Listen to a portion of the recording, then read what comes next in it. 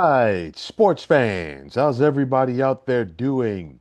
William Martin coming at you one more time here on YouTube with another edition of the 300 Pounds of Sports Knowledge Podcast. So, we officially have one full month of the college football season in the books. And even though that there's still plenty of work ahead in order to decipher who gets to the college football playoff, let's see what we know so far. You look at the Southeastern Conference, and they are as deep as ever. Right now, as we speak, we're talking 10 teams out of the 16 teams in the SEC that are currently ranked. And then you look at the Big Ten, and I think the Big Ten is once again deep, and they're going to continue to be deep. And I think both of these leagues are showing and are going to continue to show that, hey, you're not going to need to win your conference per se in order to go out there and get to the playoff and make an impact. You look at the Big Ten so far and some teams that I think are in the mix and will continue to be in the mix. You look at the defending national champions, the Ohio State Buckeyes, top ranked team in the nation. They're 4-0, 1-0 in the Big Ten, and of course, that big win over Texas so far. Then you look at the second ranked team, Oregon. They're 5-0. They just got the big win this past Saturday night in Happy Valley against Penn State. You look at Indiana. They're 5-0 overall, 2-0 in the Big Ten. And after a cupcake non-conference schedule, the fact that they blew the doors off of Illinois a couple of weeks ago shows that the Hoosiers are once again real. Penn State, I still think that they're in the mix. I know that they dropped the home game to Oregon this past Saturday night, but nonetheless, I think the Nittany Lions rebound and respond, and I think they're once again going to have a strong season. Michigan, in spite of the fact that they lost on the road to Oklahoma so far this season, they're showing like they're going to be a factor. You look at that Southeastern Conference. Ole Miss so far, they're 3-0 in the SEC, the only team in that league with 3 wins so far. Texas A&M, that big win on the road against Notre Dame a couple of weeks ago, and then coming back and knocking off Auburn at home. Vanderbilt, they're 5-0, and Clark Lee's team is looking like they're going to be for real and be a problem. Let's see what happens this Saturday against Alabama. You've got Oklahoma that's undefeated so far this season, but can they do it for a couple of weeks without John Mateer at quarterback? Missouri, so far, the Tigers are undefeated. They're 5-0. You look at Alabama, they have the one loss to Florida State, but then they just came back and got that huge win on the road this past Saturday night against Georgia. Then you have the same Georgia Bulldogs who knocked off Tennessee. Tennessee who knocked off Mississippi State. Okay, and you also have LSU, and I know that LSU lost to Ole Miss this past Saturday, but I still like the Bayou Bengals to rebound. You look at the ACC so far. Georgia Tech has really, stood out so far. The Yellow Jackets are 5-0. You've got the Miami Hurricanes. A lot of people expected them in the preseason to win the ACC, and so far the Canes are holding up their end of the bargain, albeit conference play has not begun for them, but it will this Saturday against Florida State. Florida State, speaking of them, I know that they just lost to Virginia, but nonetheless, I still like the Seminoles to get back on track. They also have that big win under their belts against Alabama. And then Wahoo Wah, Virginia. They're 2-0 so far within the league, 4-1 overall. Let's see if Tony Elliott's squad is able to build off of their big upset over Florida State. And then another team that I think you got to keep an eye out for in the ACC, Louisville. Okay, and then looking at the Big 12, Iowa State, they're 5-0. The Cyclones, they came in as one of the favorites to win the Big 12. They're holding up their end of the bargain. BYU's undefeated. I like what this team is doing after they lost their starting quarterback in the portal, late in the portal to Tulane. You got Texas Tech, big statement win a couple weeks ago in Salt Lake City against Utah. And then don't count out Arizona State. They're undefeated in the Big 12 so far. I know that they have that road loss to Mississippi State, but do not count the Sun Devils out as they're looking to repeat as Big 12 champs. Then you got the Group of Five and some teams to watch out so far from the Group of Five. South Florida, as far as I'm concerned, I know that they have a loss under their belts, but they're the leaders in the clubhouse. Big time blowout win over Boise State. They beat Florida out in Gainesville, albeit that the Gators are 1-3, but still a Power Four win. You look at North Texas, and not a lot of people ain't talking about them yet, but they're undefeated. Memphis is looking very strong, and then also keep an eye out for Tulane and Fresno State. What preseason favorites are completely done? Clemson at this point, I think they are on life support. The Tigers came in as a top 10 team. I had them pegged, and I'm not afraid to say that.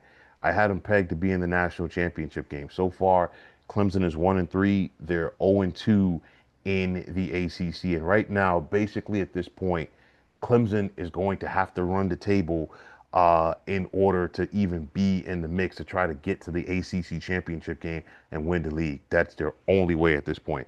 Um, Also, K-State, they came in.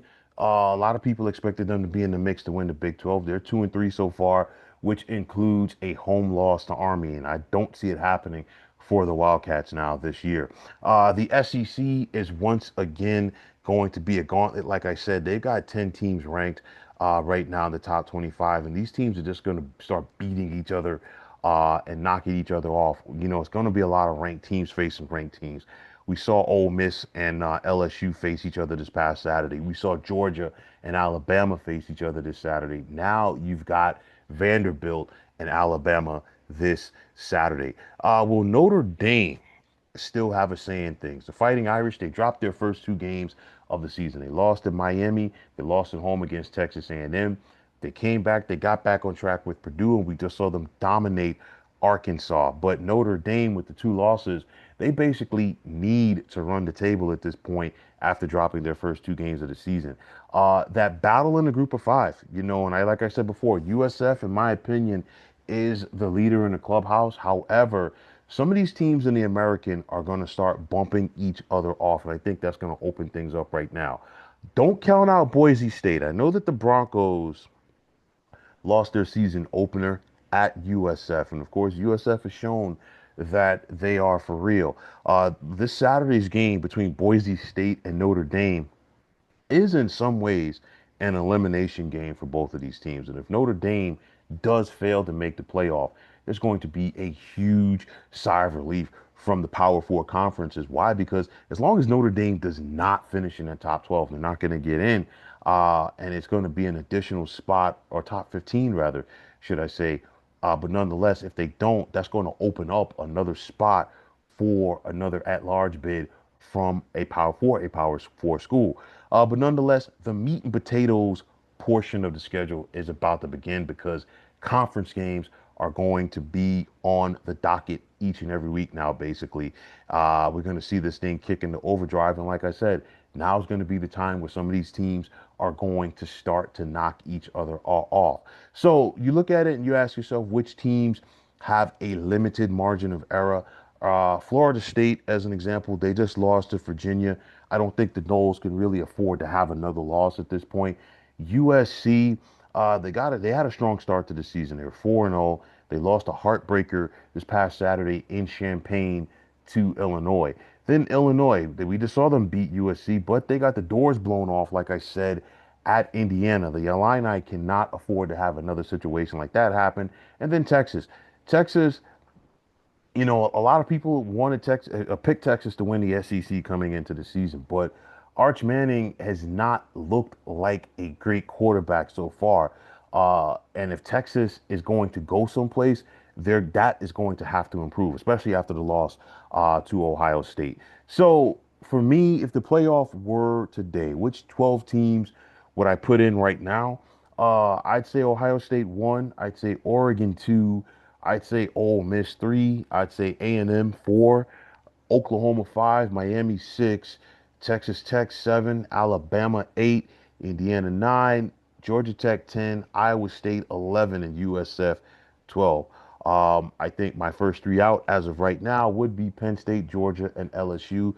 Not exactly in that order, but nonetheless, like I said, we're just wrapping up September. The calendar has just shifted to the month of October for today, so we're going to see more separation this month, like I said, because teams are going to start bumping each other off.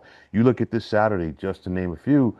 Vandy's at Alabama. Boise State is at Notre Dame. Miami is at Florida State. All three of these games are going to have an impact on the playoff picture. But nonetheless, things are heating up, okay? And they're only going to get hotter. So let's see who has what it takes to hang around in this playoff race. And also, let's see who has what it takes to separate themselves from the rest of the pack. But nonetheless, the battle is on to try to make the college football playoff.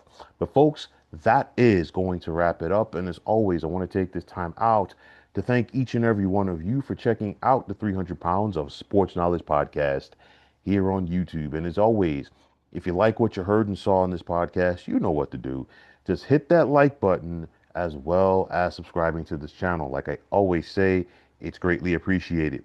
Also, if you are on the X, formerly known as Twitter, you can check me out anytime at 300 Pounds of Sports. And like I always say, if you follow me, it will be my pleasure to follow you right back. There's also the sports discussion group on Facebook at the Sports Depot 365. You can check it out. Drop a line to be a part of one of the better sports debating sites going on social media. And just like it is on the X, check me out on Instagram anytime at 300 Pounds of Sports Knowledge. You give me that follow, I will do the same in return. But until next time, fine folks, my name is William Martin.